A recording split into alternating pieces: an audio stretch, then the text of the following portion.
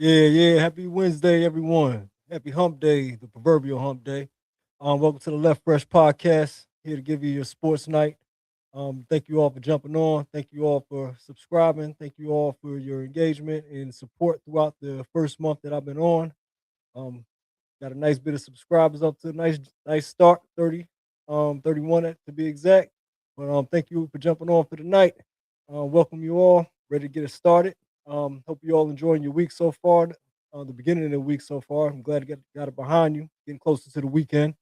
Hope you all enjoyed the Super Bowl this past weekend. May not have been too much to enjoy, but congratulations to the Seattle Seahawks. They pulled it off. Kind of as expected on my behalf, but I was kind of giving the Patriots just a little bit of a miracle hope that a little bit more than a miracle was needed though. So big game, good defensive performance by Seattle, particularly Sam Darnold managed the game, got over the hump by not doing too much or having to do too much. Just um, not that much great quarterback play throughout the entire game. Just much dominance on the line by Seattle. Um, both sides. The running game, Kenneth Walker won the Super Bowl MVP. The defense just got after it. 6, 7 sacks on Drake May. I mean, show you a brief bit of the highlights of it. I mean, for those who may have fell asleep, but it got interesting towards a little bit of the end. But Drake tried to do what he can to get back in the game. But I mean, it was just pretty ugly one from the beginning. I mean, check it out. You can see the line just Davion getting Henderson manhandled checks from the in jump. as the back, helps protect. May has to escape, and he cannot. Brought down for the Yeah, you sack. see, when they close in on him like that, I He just kind of already often knew. gets knocked right back into the quarterback, and Derek Hall, one of the more powerful pass rushers for Seattle. And you could tell that Drake May was looking over his shoulder just a little bit. He knows the weakness on that left side. Is good at that. 21 on that game. They tried to delay here. Nothing doing. A whole lot of that. Davion Henderson stacked in the back. Understanding completely what the offense of the Patriots are, and they're adjusting to it. 3rd and 15. Pressure comes from deep that time. And it gets there with a sack. So the secondary's been in the backfield multiple times. Watch this fly up. He's going to make the first tackle miss and go. Shoot one downfield. It's intercepted. Dylan Vise throw in the middle. Julian Love has it. Love 50. Love 40 and out of bounds. Yeah, it was pretty ugly. Long story short, pretty much defensive dominance all the way until like the very last few minutes of the game. They try to, I mean, the Patriots try to make a run. Poor Drake May started to figure it out a little bit, but I mean, it was just too late. And even then, it just led to some turnovers, bad protection. I mean, that offensive line just got manhandled by a great defensive front by Seattle. I mean, dark side defense looks just like the Legion of Boom. I love every minute of it. I'm not a fan of either. Yeah, that Seattle team is for real. Yeah, literally. I mean, that sack with Devin Witherspoon, I mean, that's a secondary guy. I mean, coming up there like that. I mean, the play calling was crazy. Mike McDonald, hats off to his defense and his play calling. He defied the notion. A lot of teams, a lot of analysts and pundits out here saying, offensive minds you got to go to offensive mind, but I mean, defense is still doing it out here. I mean, that was just defensive dominance. I mean, getting after it. I mean, poor Drake May, he didn't stand a chance. I mean, that's a second-year quarterback, really just now thrown into the fire this year. I mean, hats off to him. They got a young team and everything like that, but it was just completely different. It was just a lopsided as far as the conferences went. I mean, that Seattle team was kind of just. I mean, I felt like the Super Bowl was the NFC Championship. I mean, it wasn't even close. I mean, respectfully, it just even when Drake May scored 2 touchdowns later in the game and everything, it really didn't matter at that point. I mean, Seattle kind of just imposed their will. There really isn't anything else that I could have. I couldn't have expected anything else. Once I saw the beginning of the game and I saw that line got manhandled the way they did, I knew it was pretty much going to be the tone of the game. You know what I mean? That's going to be tough. I mean, Coach Kubiak, the offensive coordinator, has already accepted the head coaching job for the Raiders, so they're already down a coordinator. I'm not sure who they're going to bring back, but I mean, I know their core is pretty young and still under rookie deals, so it's tough to say repeat in any NFL league, but this team is still retooled for another great season next year. Can Sam Darnold manage the game and not, make any errors? And can this team run the ball? I'm not sure. I know Kenneth Walker, the running back who won the Super Bowl MVP, he's up for an extension. I'm not sure how the business side of it works out so much, but I mean, a lot of that core and that defense is still very young. Very good team. Very good team. On that side of that defensive side of the ball, they got an offensive line as well. Yeah, this Seattle team is tough. They're young. Like I said, they're inexpensive. I mean, they're gonna be back, it looks like. I mean, they're gonna be retooled. I'm not sure if they're gonna make the run to go all the way back because, I mean, in the NFL, it's an up and down league. I mean, it's not a baby step league. Teams can crawl up another level within, the next season or so. I mean, some teams are just a good draft away. Some teams are completely fall out of the way. Schedules change as well. I mean, a lot of that determines, whether a team can repeat or not. I mean, that's a long stretch to say, but Seattle has definitely got the parts in place to where they can be competitive for the next 2, 3 seasons. I mean, before a lot of their key players get too expensive. So, I mean, hats off to Seattle. Um, I know I said on a previous episode, GM Schneider did a great job putting that team together as far as drafting. A lot of those guys are drafted stars. Um, Another key thing, most of that Seattle team was built through the Russell Wilson trade. Russell Wilson was traded to Denver, and Seattle got a haul of draft picks for him. Yeah, a lot of those picks came from that Russell Wilson trade. So that's the funny part of it. And I mean, as soon as they moved on from Geno Smith and DK Metcalf, they just won a Super Bowl. I mean, and as far as the Sam Darnold story, I mean, if you're the Minnesota Vikings, I mean, I'm not saying you could have won a Super Bowl, but I mean, Sam Darnold's a starting quarterback that if you got a team to stack this Seattle, he can actually manage the game and keep the turnovers down, and you can actually he's proven you can actually win with his level of quarterback play. I'm not going to call it elite quarterback play, but it's definitely quarterback play where if you got a running game like Kenneth Walker provided, and an offensive line, and you got a complete team, this is kind of like what Jalen Hurts did in Philadelphia, but Jalen Hurts won an MVP, so I would say Jalen Hurts' quarterback play is just a little bit more, a little bit better than Sam Darnold's play. But I mean, as far as decision making and everything like that, but even then, I mean that Eagles team is stacked, just like that Seattle team is this year. So yeah, that's how you capitalize. Yeah, I mean, definitely. I mean, teams that draft well like these, I mean, you got these rosters, you're under the cap, you're still, you got young players that are gelling and becoming young stars and everything like that. I mean, it's kind of when you do things, when you make the right decisions at the right time, and then you just capitalize off, like you said, to the point, capitalize, organize. You know what I mean? That's definitely what Seattle did. And their window was pretty open off of that. Yeah, a lot of teams are finding out, looking at Seattle was going to take and what's needed. They did raise the bar. Yeah, I mean, Schneider was there since Pete Carroll as a general manager. He's just gotten better as a general manager. I think he learned a lot from the Legion of Boom. And trading and moving on from Russell Wilson was a big move because they ended up capitalizing off a lot of those picks. And like I said, you got to cash them in as well. You got to be able to pick.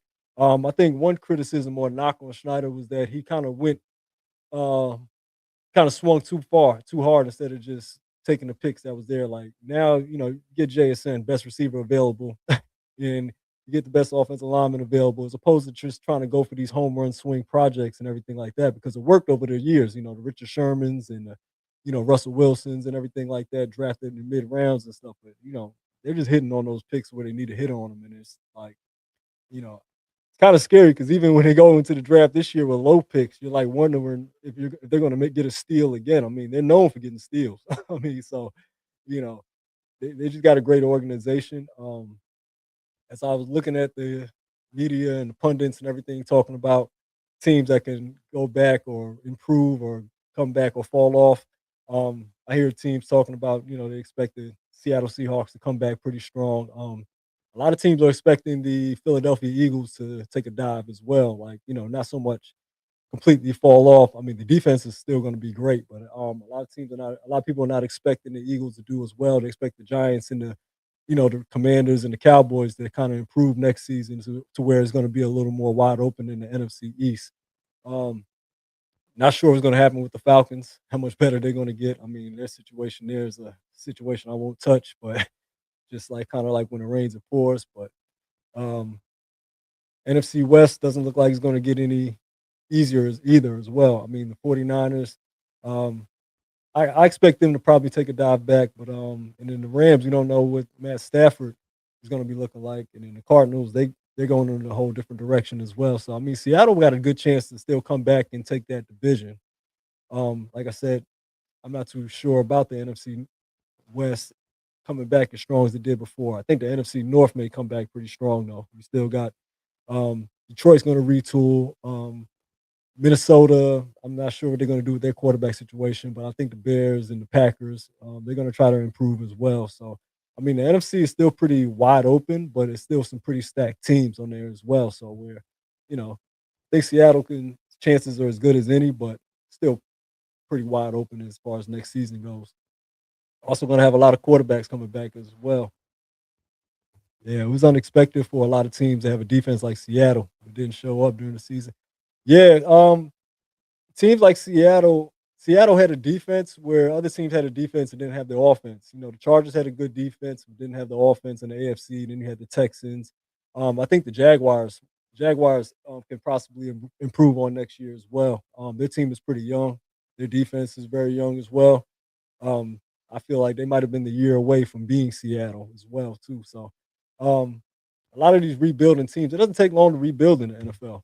You know what I mean? Like it takes like literally a good draft and a good couple veteran free agents pickups, and you can shock some teams, especially with a good schedule. I think New England proved that as well. Like you know what I mean? Like New England made some tweaks in the offseason, drafted it, hit on some draft picks, signed Stephon Diggs, and they caught a good schedule. Even though they came up short in the Super Bowl, they made it to the Super Bowl just basically off of what I just basically said, that formula. I mean, you draft well, you get young players, get picks, sign veteran free agents, and a good luck schedule. Yeah, I mean, yeah, it's pretty wide open. But NFL season is wrapped up. Look forward to seeing the off season, how it unfolds. Seeing the coaching carousel pretty much slow down. I think now we're at the point of what is going to happen with a lot of these quarterbacks that are out there that are starting level, but really don't have a natural situation or kind of getting ready to be out of a situation. Not sure what's going to happen with Tua in Miami. Not sure what's going to happen with Kyler Murray in Arizona. Um, a lot of other quarterbacks, because this quarterback draft isn't that strong either. There's not going to be a high array of first round caliber quarterbacks. So, a lot of these Geno Smiths, Justin Fields, kind of the lower tier quarterbacks are going to be in limbo, going around from different team to different team.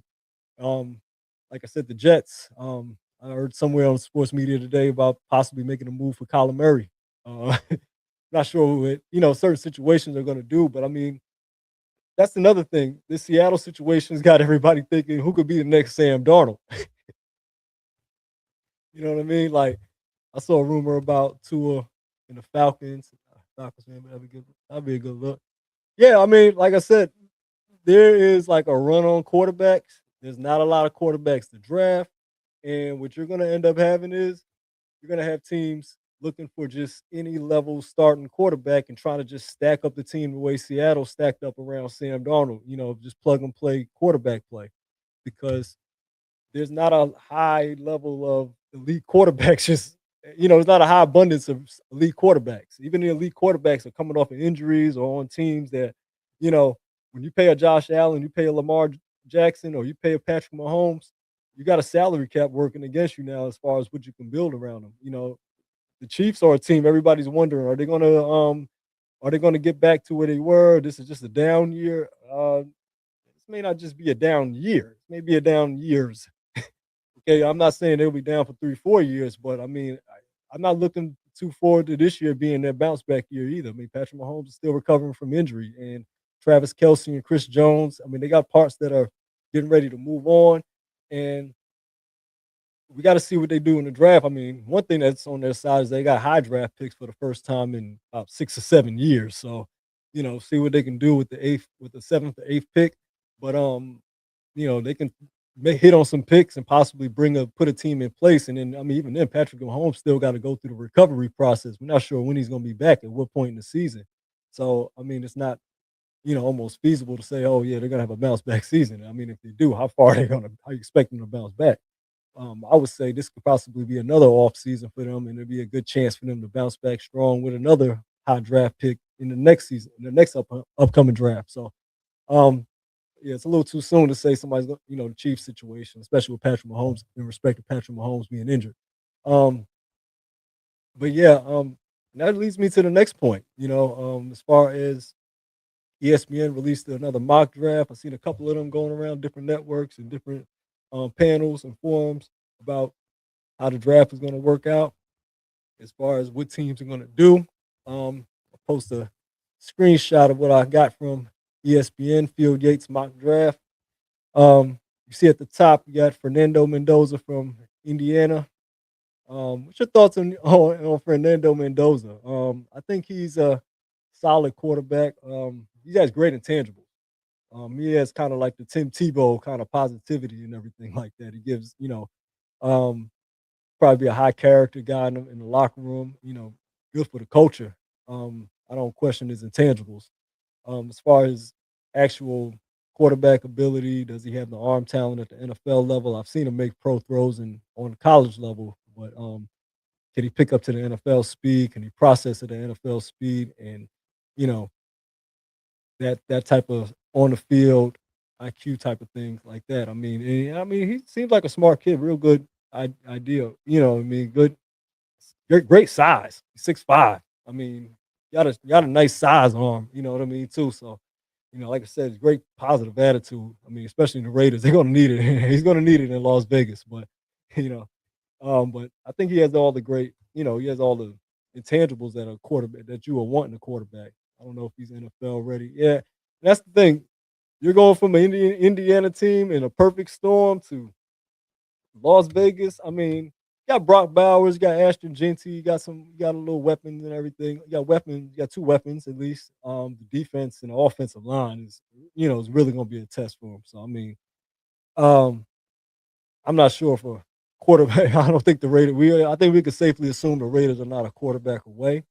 But quarterback is the most important position. So, you know, this right here is kind of risky, but I think a lot of teams may I think a lot of people may be okay with it though. I mean, just because of Fernando Mendoza is a good kid. You know what I mean? But he's a good whether he's a elite quarterback, Mahomes like or Joe Burrow like anything like that. I mean, I feel like the Raiders are still going to need a lot around them one way or the other. So, I mean, you're going to take a swing for a quarterback. I mean, this is not really the best draft class to do it, but I guess Las Vegas wants to start off with a quarterback, so it's interesting how that plays out.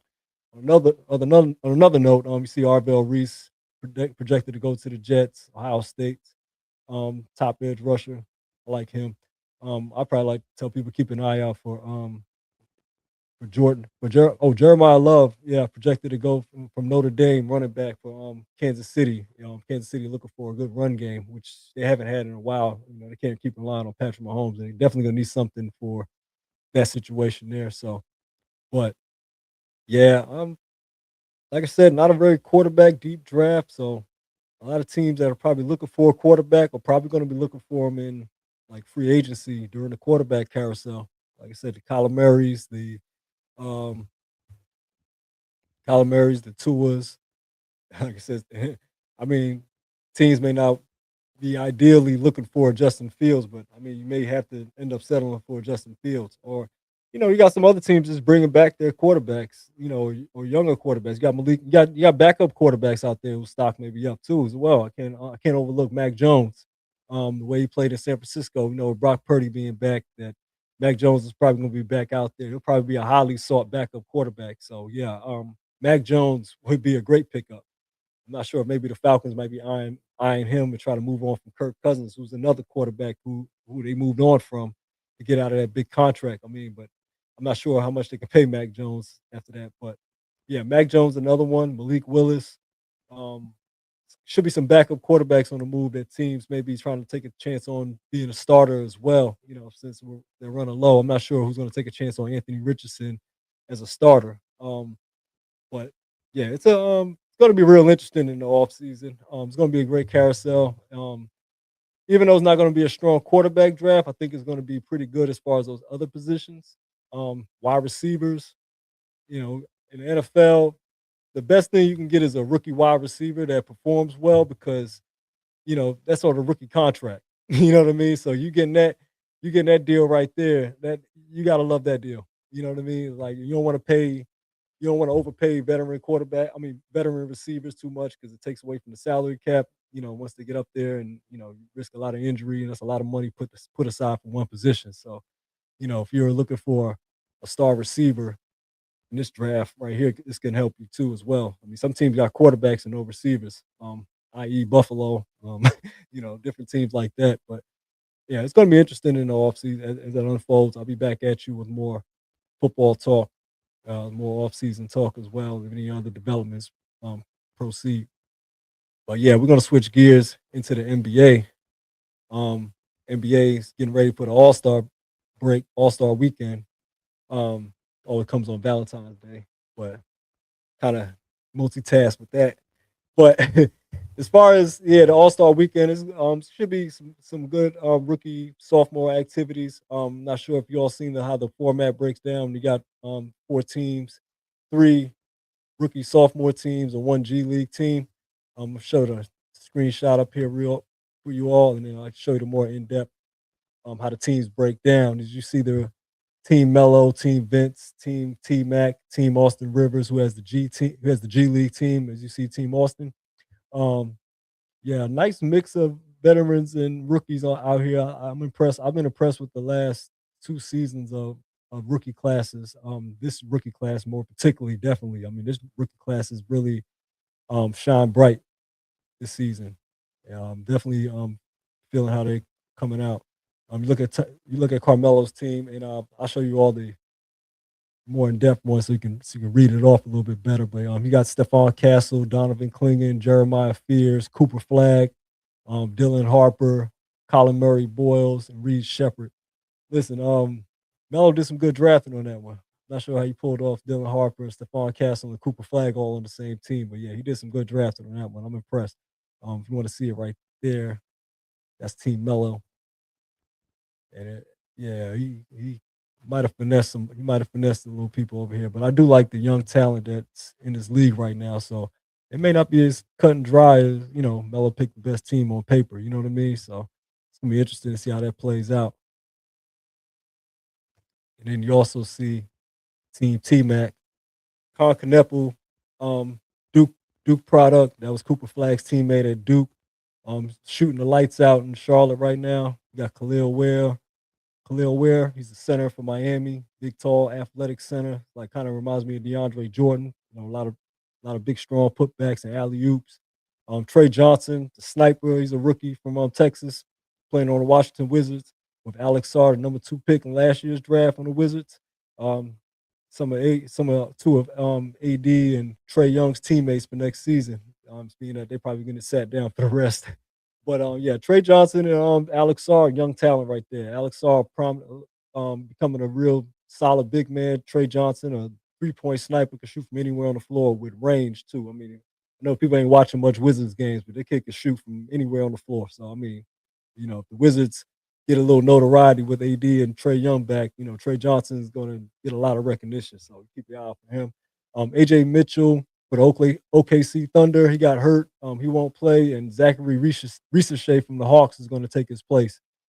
You got Jalen Tyson for the Cleveland Cavaliers. I said Zachary Ricochet already, and then Cam Spencer from the Memphis Grizzlies, second-year guard. Yeah, T-Mac got a solid team. Like I said, on paper, I'm still looking at Team Melo's team. Yeah, And then you got Team Vince with VJ Edgecombe for the Philadelphia 76ers, the guard from Baylor. Derek Queen, who's been lighting it up in New Orleans, even though the team has not been doing that well in the standings. But yeah, Derek Queen definitely is doing his part individually. You got Kaishawn George, another Washington Wizard. Wizards got a very young team. Like I think the oldest player in their lineup is like 22. Um, Matas Buzelis from the Chicago Bulls. He's a high flyer, international player they drafted. He's a second-year guy. And Igor Demin from Brooklyn Nets, another international rookie. Cedric Coward, another one. He's got a nice scoring touch, part of the rebuild in Memphis, along with Jalen Wells. They got a young team that they're moving forward with. That's why shopping around John Morant and already moved on from from Jaren Jackson Jr. So yeah, a nice breakdown of teams. Like I said, I'm looking at Team Mello's, definitely looking at Team Mello's team. And then, of course, Team Austin has the G League teams with Ron Harper Jr. on there, David Jones Garcia, Yannick Conan Niederhauser, Young Hansen from the Portland Trailblazers. He's back and forth on a two-way team with Portland. Tristan Newton, Elijah Martin, Sean East, and of course, Ron Harper Jr. again. Yeah. But yeah, that's the rookie Rising Stars Challenge.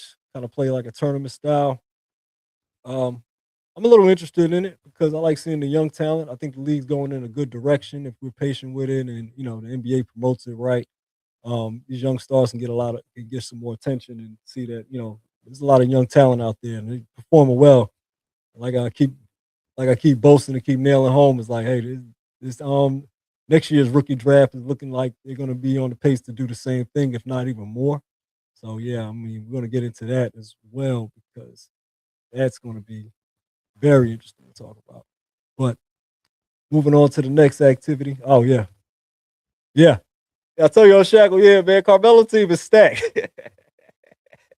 Yeah, Cooper Flag, Stephon Castle. Cooper Flag is on pace to be the rookie of the year. Stephon Castle is on pace to be the rookie of the year. Dylan Harper, he's out there balling in San Antonio. I like Colin Murray Boyles too. A lot of people are going to really learn about Colin Murray Boyles out there in Toronto.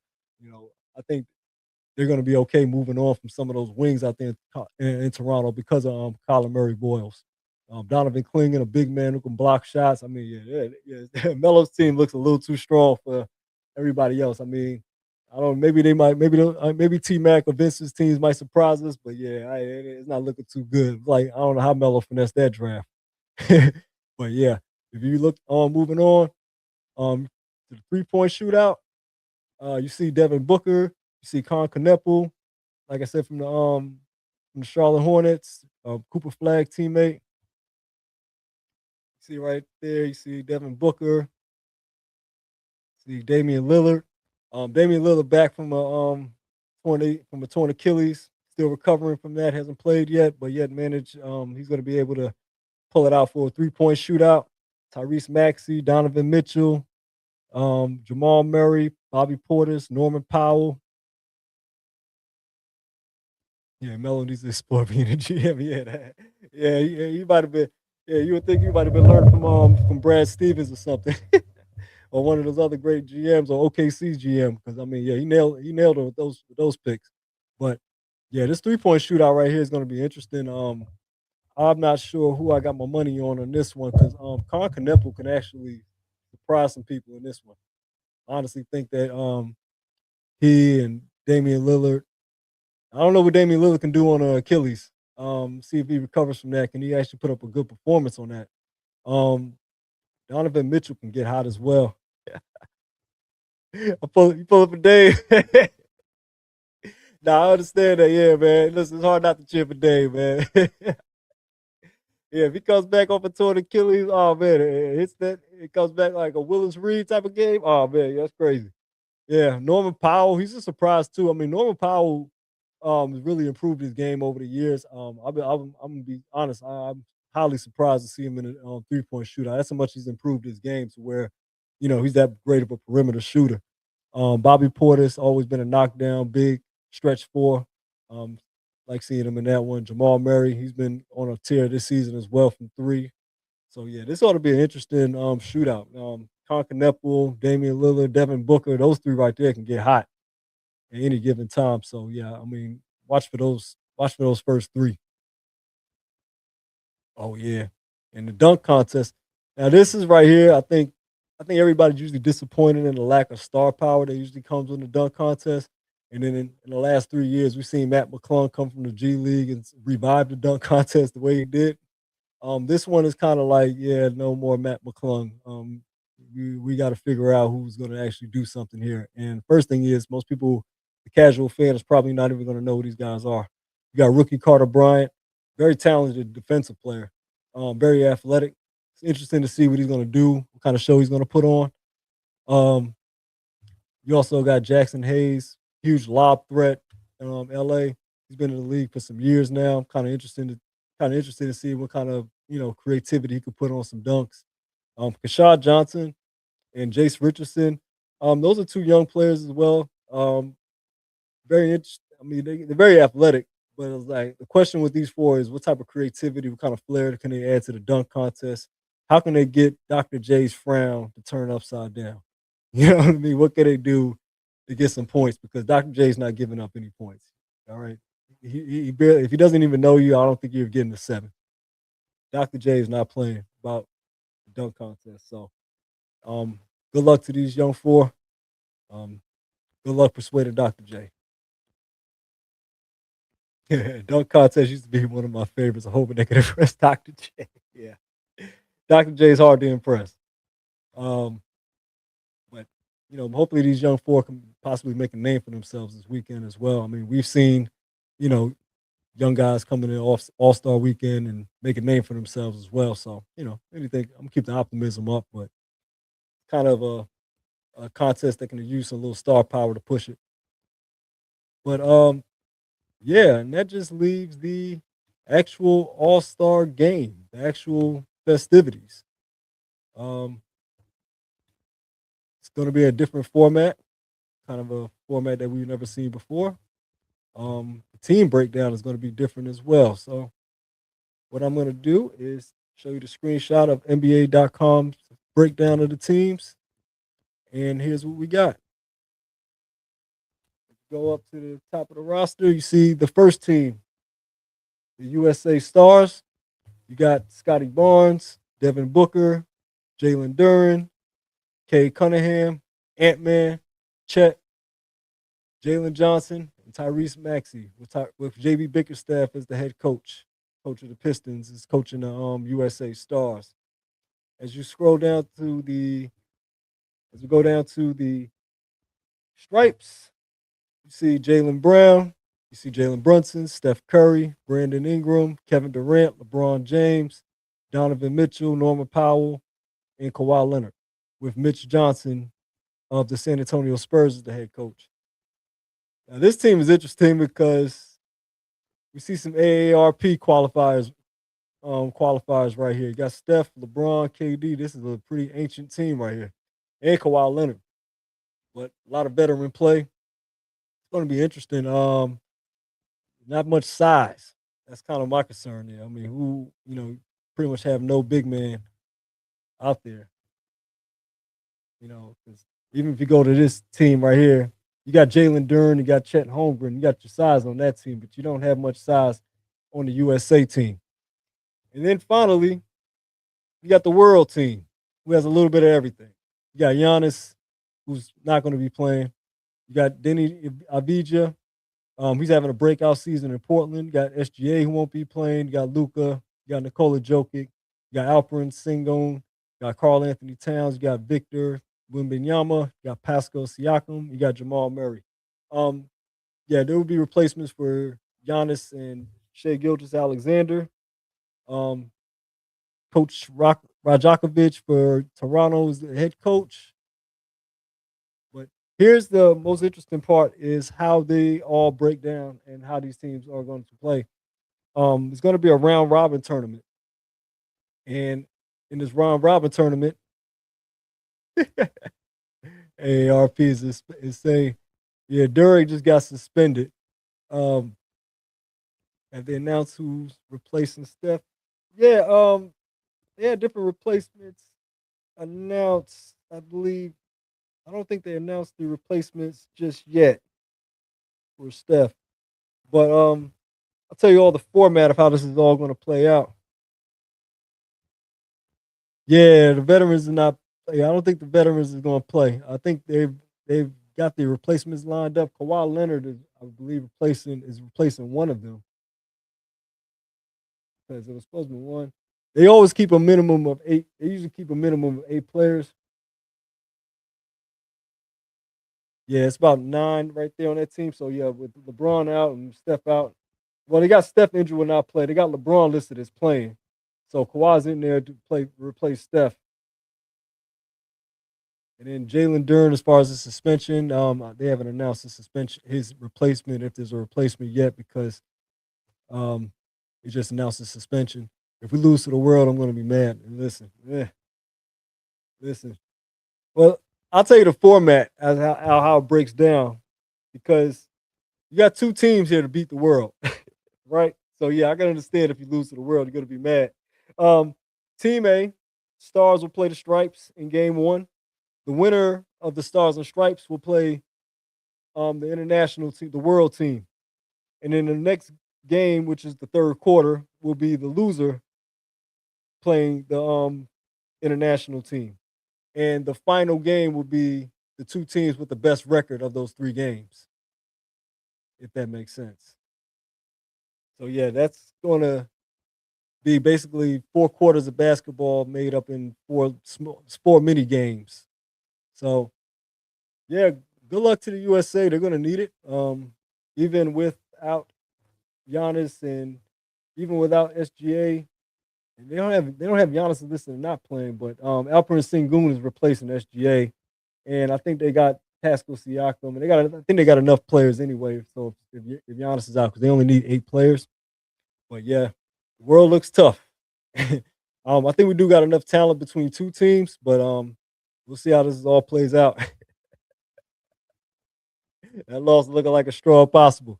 Yeah, I mean, look at the world. I mean, there's a lot of size on the world. You got Giannis. I mean, not Giannis, but even Denny Avdija is 6'10". You know, Luca's 6'8". Jamal Murray's 6'5". He's a shooter. You got Pascal Siakam's a matchup problem. You got Sengun. You got Jokic. You got Towns. I mean, that is a lot of size, and that size can also shoot. So yeah, that's going to be trouble for for any of the USA teams. It's going to be tough to get rebounds against them, and I mean, you know, who's going to stop them getting to the basket and Wimby and everything like that? I mean, the world looks pretty tough right now. So, yeah, this is definitely an interesting matchup. Um, I want to see the effort though. I mean, I think everybody is kind of looking like, okay, it's all good that we got this format in place, but how's that going to help the effort? You know what I mean? Like, are everybody going to put in their all as far as a good game? Are we going to see an All Star game like 2001? Or are we going to see one like maybe even 2013 or 2011? You know what I mean? Those type of even just 10 years ago. I mean, let alone the 90s. And I mean, I don't think nobody has to clothesline each other or go hard against each other like the 80s and 90s did. You know what I mean? On All Star weekend, but I mean, we used to see a little bit of competition pick up towards the fourth quarter and everything like that. So, you know, the formats is cool, but I mean, it doesn't matter the format. We just need to see the effort. And I mean, there's enough talent out there. The format is trash, but I'm gonna watch it. Yeah, it's a round robin, man. It's a round robin. You got to see first 2 American teams face each other, then the winner and the loser take turns playing the international team, and then the best record fourth quarter. But yeah, oh yeah, the celebrity game is definitely got some names in there as well. I believe there's a couple. See a couple of these names on here. Yeah, I see. You see the highlighted names on the roster. You see Michael Keegan, Michael Key. You see a couple of streamers. You see Glorilla. Yeah, you see Sham. See Keenan Allen. Oh yeah, a couple football players. Yeah, Amon Ross St. Brown, Keenan Allen, Taco Fall, 7'6", former player. Yeah, I mean, got a couple coaches. Got Giannis is going to be coaching with his brothers. Yeah, I mean, it's gonna be interesting though. I mean, at the end of the day, I think All Star Weekend is usually more about festivities than anything else. I look forward to just seeing, like me personally, I want to see the young talent in the league and see how they stack up against each other. I think they usually, I think the rookies and sophomores usually give us a little more competition than anything else over the past couple of years as far as the young talent. I mean, the All Stars is kind of like just hopefully trying to make it to the playoffs without getting hurt. It feels like so. It's interesting to see the usually Saturday night activities as well. I mean, the 3-point shootout. I probably pick that over the dunk contest myself. Yeah, they should have had Miles Garrett. Yeah, Miles Garrett is a freak athlete too. Yeah, definitely. Yeah, Sham's supposed to be out there, right? Yeah, Sham's out there. Yeah, they had him listed as well. He's going to be out there as well. So yeah, that's going to be interesting though. All Star break, like I said, we're gonna make the most of it. I think it's something that people kind of complain about over the last couple seasons, but you kind of like go along with it. A lot of people have a lot of flack about it, but usually a lot of flack in the regular season period. And while we're at that point, talk about a topic that is always a complaining point in the regular season. Normally in the regular season, I think people start getting patient towards the playoffs and getting patient, waiting for the playoffs. And we start seeing the usual complaints about, a lot of 3-point shots, no defense. Um, and particularly a topic that's been kind of going on for the past couple of days is tanking. There's a lot of bad teams in the NBA. Um, I think there's teams that are just rebuilding. I think there's teams that's middle of the pack. I think there's teams that are competing for a championship, and I think there's teams that have no shot at ever winning a championship. Um, as you look at the standings here, you see the Indiana Pacers, you see the Washington Wizards, and I'm gonna get rid of this pop up on NBA.com. But just to show you all how bad some of these teams are, not even 20 wins yet. The Nets, the Wizards, the Pacers. And then as you scroll down into the Western Conference, you see teams like the Kings, the Jazz, and the New Orleans Pelicans, and even the Mavericks. But when you look at these teams, you say to yourself, well, do they really have a chance of competing? Or are they intentionally just tanking so they can get to improve their chances of getting the top pick? Well, I'm of the logic that I don't think some of these teams have to try too hard to tank. I don't think some of these teams are just that good. Um, you look at OKC, you look at the top teams in the NBA. Some teams are just not built just not good, not constructed well enough to compete for the best team, for the best spots in the league at the top of the standings. Um, do I think tanking is good? No. Do I think teams tank? Absolutely. But like I also said, I think this is a regular season complaint because come playoff, you don't see the tanking teams anymore. Those tanking teams are gone. Um, Teams trying to get in position for the draft, trying to get in position for a high draft pick. Like I said before, this draft class is great, so there's going to be a whole bunch of tanking. But I also feel like this is kind of an overblown talking point because one, it happens almost every season. Two, none of these teams really have a shot at getting a playoff spot. Three, the odds of getting a number one pick, even as the worst record in the NBA, the three worst teams in the NBA all have a 14% chance of getting the number one pick.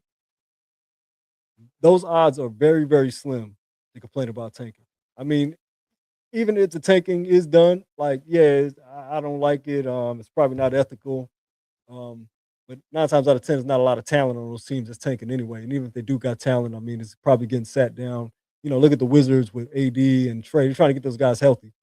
Not forcing them on the court and saying, "Oh, you're tanking." No, their teams are bad. They were bad teams when they traded for them. They're young teams. A lot of teams are rebuilding.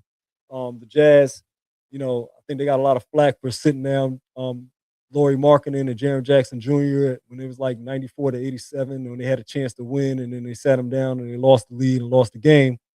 And the Jazz got a lot of flack for tanking. Danny Ainge, one of the great GMs. There's no prize for being in the middle of the pack in the NBA.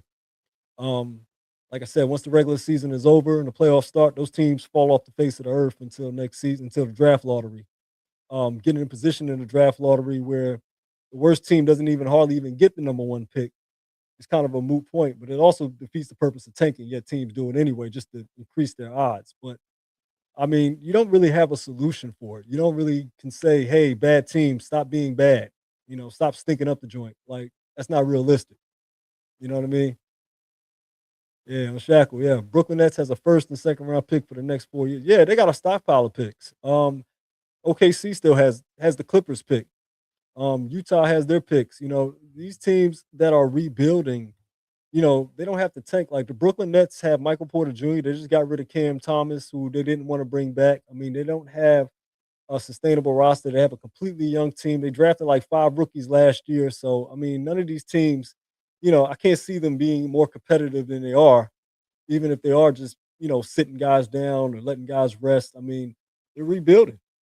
They're at the bottom of the league for a reason. And, you know, I'm not saying it's right. I'm not saying it's ethical or anything, but I mean, like, how do you stop a bad team from being bad? And then they don't even get rewarded the way, you would think they would get rewarded, right? You would think, the worst teams, you would think the worst teams get the first pick all the time, right? No, it's only happened 8 times.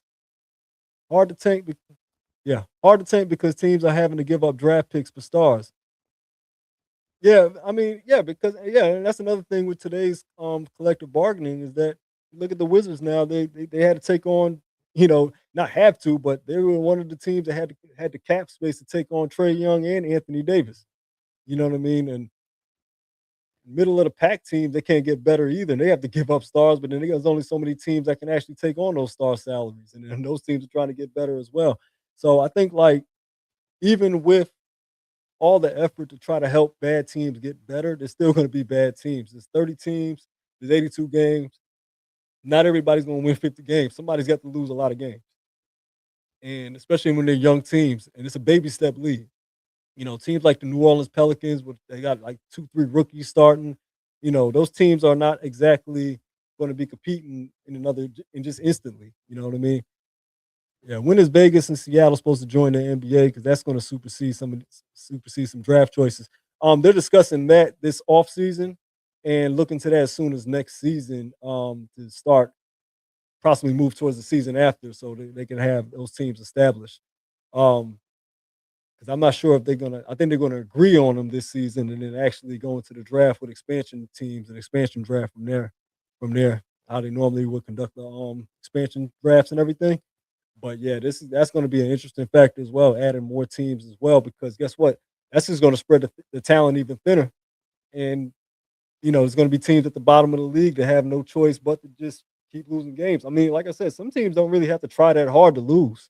I mean, they could have had their starters and still blown that game in Utah. I mean, I'm not saying that it's right to sit players that can play, but these are not competitive. These are not teams that are going to be in the playoffs. So, like I said, it's a regular season complaint to see a bottom feeder team get beat. I mean, you're going to see them get beat one way or the other.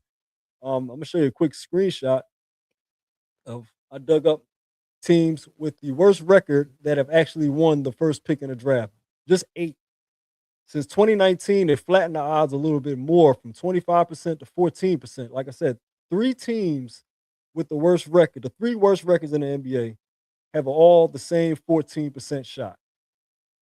Before that, it was 25%, and even then, those odds were slim. Look at the teams that have won the draft lottery that actually had the worst record in the NBA. The 1988 Clippers when they got Danny Manning, the 1990 Nets when they got Derek Coleman, 2003 Cavs. You remember when he got LeBron.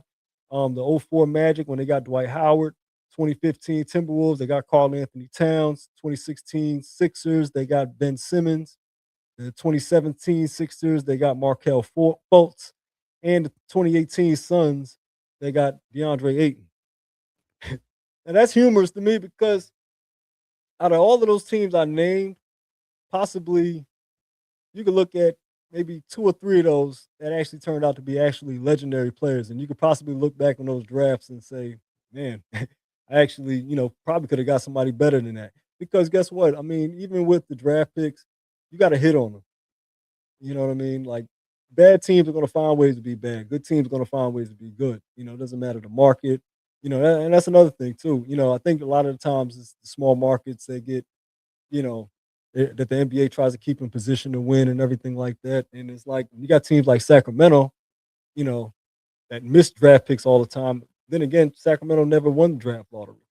So all the tanking and you got teams that have never ever won a draft lottery yet. So I mean, it's kind of a like I said, it's kind of a regular season type of complaint where it comes along with the 3-point shooting indictments, the no defense indictment, the low management indictment. Now you add the tanking indictment to it, so where it's like, okay, you know, we're ready for the playoffs to start. That's basically what that all comes down to, and that's what it ties down to. Because I mean, come the draft lottery, that order is going to have everybody. I can imagine that order is going to be first off, it's going to be critical because of the talent that's in it, and the way that order lands is going to shock everybody like it always does. Last year, nobody had the Dallas Mavericks winning the draft lottery. The year before, nobody had the Hawks winning the draft lottery. Um, you go back to in 1990, the 1992 draft where the Orlando Magic. Oh no, 1993 draft where the Magic had the 11th, was supposed to get the 11th pick. They got the number one pick. You got the Chicago Bulls when they got Derrick Rose. They had bad odds and they ended up with the pick. You got Kyrie Irving, um, the Clippers. That was the Clippers pick that turned into the Cavs pick. That was projected to be an 11th pick, and the Cavaliers won that draft lottery. The Cavs won the draft lottery about 3-4 times in the 2010s. So, you know, I think the draft lottery, no matter people call it sketchy and everything like that, people always say it's rigged when it kind of falls away a certain way, especially when big stars are involved. The draft lottery gets this bad rep for being sketchy and everything, but the truth of the matter is that the draft lottery kind of prevents tanking or just doesn't reward tanking. I wouldn't say it prevents it. It kind of adds to it in a sense because teams are just getting more desperate just for odds as opposed to a certified, positioning like the NFL. So it's like it's supposed to discourage tanking, but it kind of just makes teams tank even more. But the great part of it, it works out is that it hardly ever rewards tanking. Teams that, and especially since these last couple years, since 2019, teams with the worst record probably got the fifth pick more than they got the first pick. So I mean, I feel like this is a much ado about nothing, really nothing to complain about. I think this is kind of, like I said, a situation that fixes itself. I mean, teams can, like I said, you can discourage it all you want to, but bad teams are going to be bad. And I like seeing the draft lottery myself because I follow the draft more than anything else. And I can honestly say, looking at the draft is usually funny because seeing all those teams that lost all those games on purpose, fall on their face and end up with the sixth pick as opposed to that much needed first pick. But then you see teams that are also like really, really need a star, like, completely depleted rosters, and then they get shafted because they don't get the first, they end up with the fourth pick instead of the first pick. And they probably needed the first pick more than anyone else. But that's how the draft lottery works. You know what I mean? That's kind of how the lottery works. Sometimes people, sometimes the rich get richer and the poor get poor.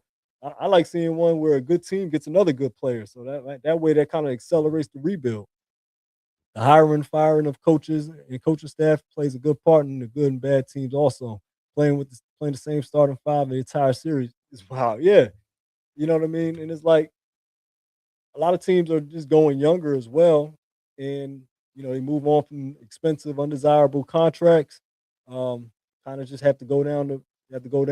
I mean, you see the Clippers; they made all their trades, and Kawhi Leonard's still carrying them right now. So I mean, I would imagine that OKC will want them to keep losing because OKC controls the pick. But oh man, I mean, there's not there's not too much you can really do in these situations. I mean, like I said, just let the lottery play out and you know live with the results. I mean, like I said, we've seen the most unlikely results happen almost every season at this point. I mean, since the odds have gotten flat and it's actually gotten better. So I mean, I'm patient, going through the motions, watching the season play out. Um, Seeing what the draft lottery gives us. Like I said, following college basketball, seeing the top prospects, getting ready to watch March Madness.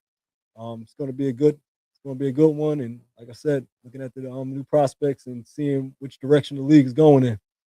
But yeah, that's my time for tonight. All I appreciate you all jumping on with me. I'll be back Saturday to do the hip hop segment, to do the hip hop episode. Got great segments lined up for you all there as well. Got original ones. It's going to be at 9 o'clock p.m. Eastern time on Saturday. I'll send out the links and put out the promotionals and everything like that for everyone. I appreciate you all jumping on with me tonight. Hope you enjoy the rest of your night and the rest of the week going into Saturday. And I'll talk to you all then. Until then, you all have a great night. Thank you all. It's Left Fresh Podcast signing out. Oh, find me on Instagram as well. This is Left Fresh, and then on TikTok as well. You can also find me on Twitter, on X as well. This is Left Fresh, same handle. But that's my time for the night. All have a great night. Thanks.